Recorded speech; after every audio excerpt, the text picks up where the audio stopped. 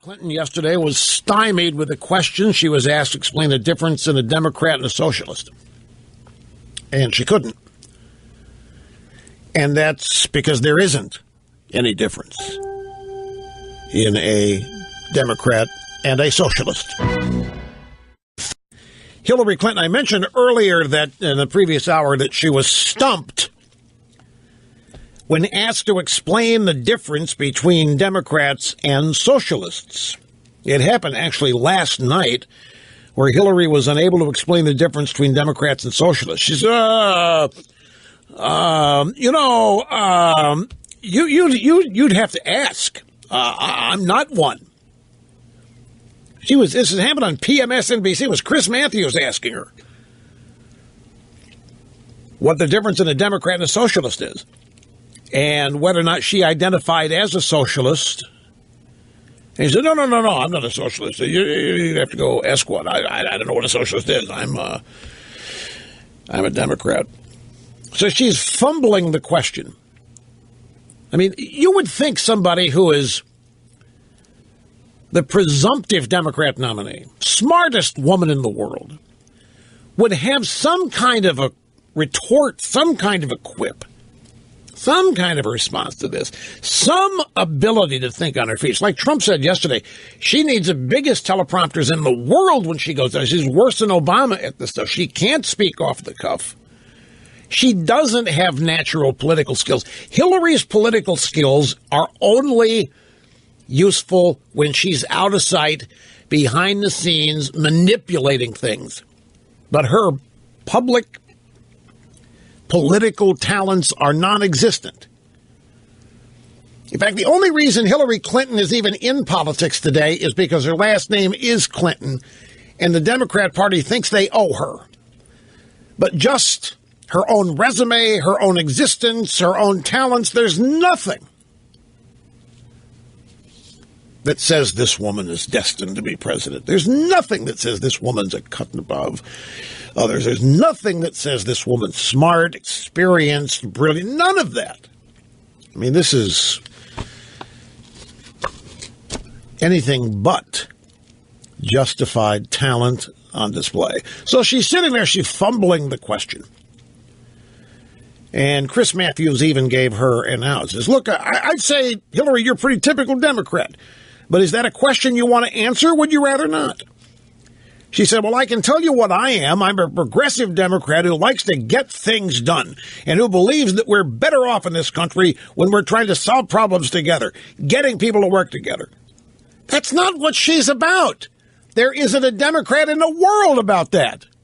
This is exactly what I was talking about in the first hour. This is the kind of spin that masks who they really are. They're not interested in cooperation. They don't believe in working together. They don't even believe that their opposition is legitimate. And their objective is to eliminate opposition, not cooperate with it, not recognize that it exists. There is no other point of view that's legitimate. There is no other way. All there is a bunch of people standing in the way who have to be eliminated, in a political sense, of course. She says there will always be strong feelings, and I respect that, from the far right, the far left, the libertarians, whoever they might be. We got to get people working together. We got to get the economy fixed. We got to get all our problems really tackled. What the hell have you been doing the last 7 years? You know, there's another thing here that always fascinates me. When we have 7 years of a Democrat regime under the belt, here comes the next Democrat that wants to be president, and they have to criticize what's gone on here. And when they do, there is nothing said about it. What is it? What does she mean we got to get the economy fixed? Why isn't it fixed? We've had 7 years of what Hillary believes in. We've had 7 years of deficit spending. We've had 7 years of the most irresponsible. We've had 7 years of utopia. We've had 7 years of the Democrats unstoppable. We've had 7 years of the Democrats practically unopposed to do whatever they want to do. There should be this promised land by now, or there should be some sign of it. There should be utopia. At least it ought to be out there on the horizon. We ought to be getting close to it here. 7 years unfettered, 7 years unopposed, 7 years unstopped. Where is it? Why does she need to fix anything? What in the world has gone wrong and why? To me, those are valid questions that disqualify her and disqualify any other Democrat that wants to be president. If what they believe in, and I'm serious about this, if what they believe in is the cat's meow, if the things they believe in are the things that they have been doing the past 7 years, her entire campaign ought to be, elect me so we can keep doing what we're doing. We've had the first African-American president elected. It's historic. We've had the first national healthcare system impaneled. We've had the first nuclear deal for the Iranians. We've had the first of a whole bunch of stuff. The border is wide open. What's wrong? Why doesn't she run promising to be Obama's third term? Why doesn't she promise that she's going to continue everything that's happened because it's so superior to anything else we've ever done? Why does she feel compelled to admit things have gone wrong? Why does anything need to be fixed? Isn't that what Obama did? Didn't Obama fix 200 plus years of mistakes? 200 plus years of misery? Didn't Obama begin to transform 200 years of racism, bigotry, sexism, homophobia, and all of that? So what needs to be fixed? Furthermore, why is she the one to do it? Why aren't people working together? Obama was going to be the great uniter. The world was going to once again love the United States. And for you liberals out there, don't start shouting Republicans. Republicans have not even raised their hand to try to stop any of this when you get right to the brass tacks. The first 2 years, the Democrats had every vote. The Republicans didn't have a vote to stop anything, which is another point. If Obama really wanted to attack the Second Amendment, why did he do it when he had the votes that could not be stopped? Why didn't he do everything the first 2 years? Why didn't he ram through all this stuff the first 2 years when the Republicans did not have the votes to stop? When the Republicans won the House and then won the Senate, there still hasn't been any pushback. There still hasn't been any significant opposition. You realize there's another vote in the House today on repealing Obamacare that does contain in it a provision to defund Planned Parenthood. Do you realize this is going to be the first repeal Obamacare vote that wins? 7 years in. We're into the 8th year now, folks. And there have been, I don't know how many repeal Obamacare votes. The one today is the first one that's going to pass in the House.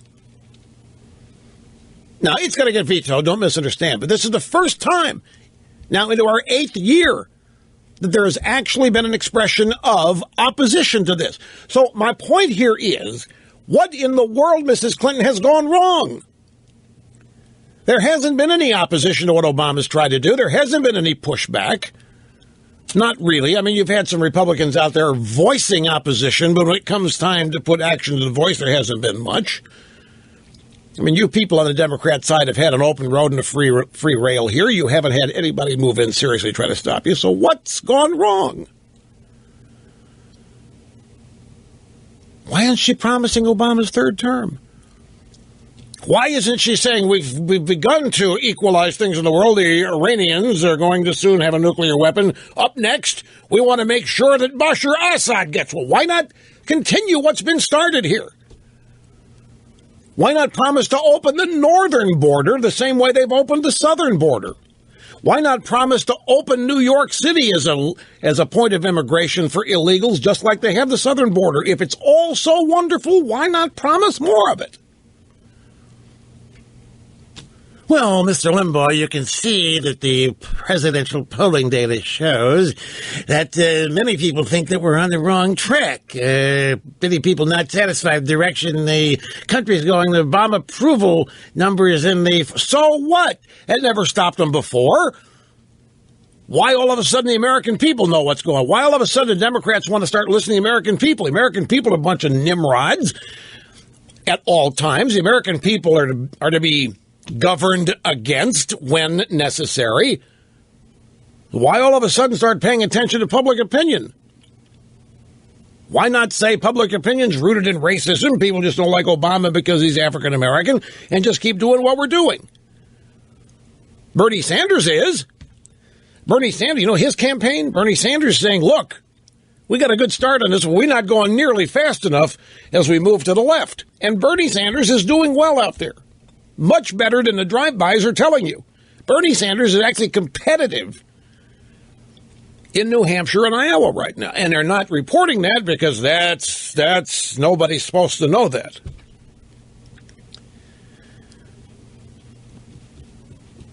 The picture is supposed to be Hillary Clinton and nobody else even interested in running on the Democrat side. So she can't explain the difference in a Democrat and a socialist. And the reason she can't is that there isn't one.